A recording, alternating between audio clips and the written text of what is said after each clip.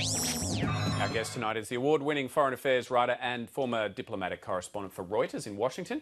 Carol Giacomo is now a member of the New York Times editorial board, and Carol's in Australia as a guest of the US Studies Centre at the University of Sydney. And she's giving a lecture tomorrow night about the foreign policy challenges for the president in his second term. Carol Giacomo, welcome to The Drum. Thanks very much. Let's talk first about President Obama and how he's handled the crisis in Ukraine. He's certainly copped some criticism from the Republicans. They've called him weak, divisive on this. What are your thoughts? The Republicans always call him weak and divisive.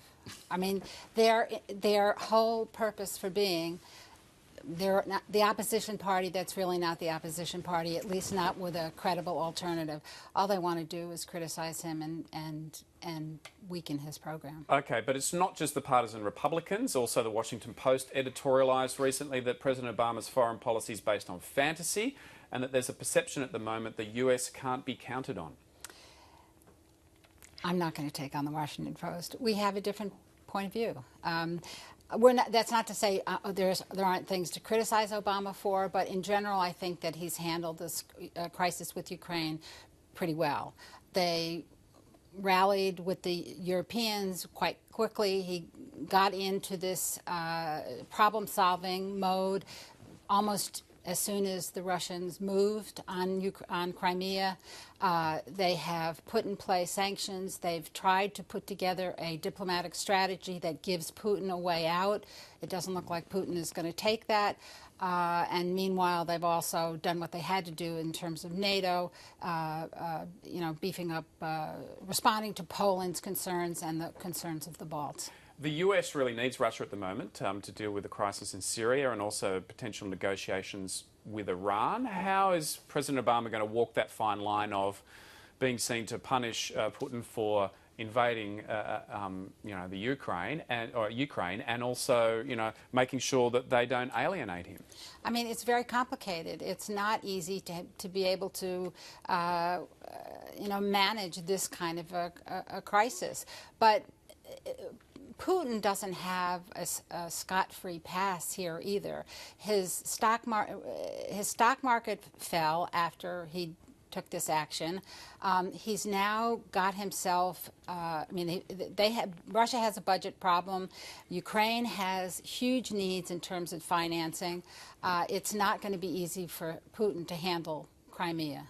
How do you see the Crimean referendum playing out, and in particular, how do you see the next steps after the referendum playing out with relation to Ukraine? Well, every step down that road makes it harder to find some kind of diplomatic solution because they're moving towards a more sort of permanent, and I use that in quotes, status. I think that, for the West, they say that they don't accept the legitimacy of the if Russia subsumes Crimea in some kind of official way.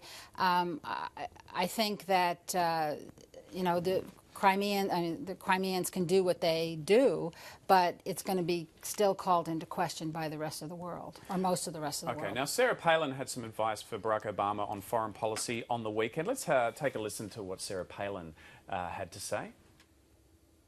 He promised us a safe, peaceful world. Promised he's got Al-Qaeda on the run. Yeah, perhaps towards us.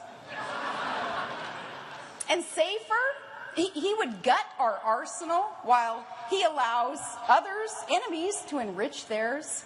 Oh, man, that's just like a liberal on gun control. Mr. President, the only thing that stops a bad guy with a nuke is a good guy with a nuke.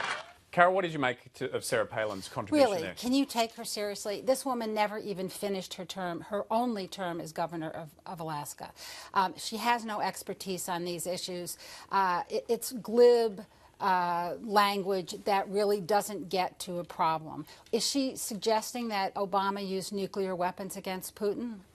I don't get it. Do Americans still like her? She's still. I mean, we're still talking about her, I thought it was that Italian politician revoiced, the comedian who got in, just with a kind of like a hair wiggy thing going on. No, but I am interested in to what extent. Why are we still talking about her? Why is this? There are conservatives who do like her. They find her attractive. Yes, I suppose there's some people who find her hot. They find her attractive. There must be other hot smart Republican women out there. It's a large nation. There must be others. I'm not going to defend or propose Republicans who can. Have any Republicans been sort of helpful or serious on this issue, as opposed to like a Sarah Palin or a Tea Party kind of the nonsense kind of Republicans? For mine, your more traditional Republicans, have they been in any way helpful or come up with anything, or do you think they would have handled this any differently to Obama? Because it seems to me he's doing a sort of a, gently approach, which I think any Republican would have done too, wouldn't they? Well, any credible Republican, and certainly moderate Republicans in the old style, when there was a Republican Party that could stick to conservative principles but still work to try to find, solve problems in a way that actually advance the national interest. You have to remember, and I'm sure you're aware of this, the Republicans as an opposition in the United States has just become so divided.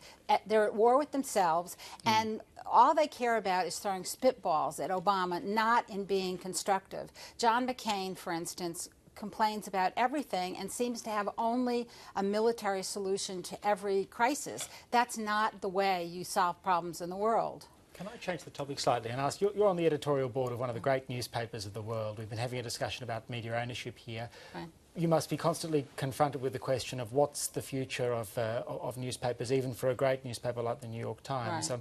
What's the current thinking around the editorial board there? Well, remember, as a member of the editorial board, we write the official opinions of the paper on major issues. We don't set policy for. I have nothing to do with the business side. But surely you think about some of these questions. Yes, of course. What Julian's asking is Arthur afraid of Rupert? Again, I'm unencumbered by any of Reese's commentary. I don't think so. I don't think so.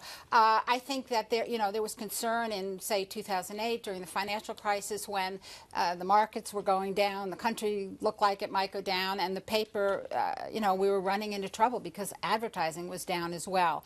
I think that we're on a much better track now. They've consolidated their position. They've gotten rid of other ancillary properties like the Boston Globe. The digital paywall has really worked out pretty well, I think better than people expected, and the last quarter was a really good quarter. But that's because of the strength of the New York Times brand and the content that you're able to deliver, which is... I'm interested about your view. I mean, one of the things that readers in Australia say is they feel that the news is too full of opinion and not enough traditional reporting. Okay, Carol, 20-second response there. Yeah. I'm sorry, what's the question? Yeah, do you think that balance between opinion and reporting, I mean, how do you manage that in the New York Times? Well, I think we still put our bread and butter is the reporting, but we also have a very strong opinion page, and we're expanding that product as well. Carol, thanks so much for coming on tonight. Thank you. Thanks to all of our panellists tonight, Reece Muldoon in Melbourne, Rebecca Huntley and Julian Lisa. And you can check out The Drum online at abc.net.au/The Drum.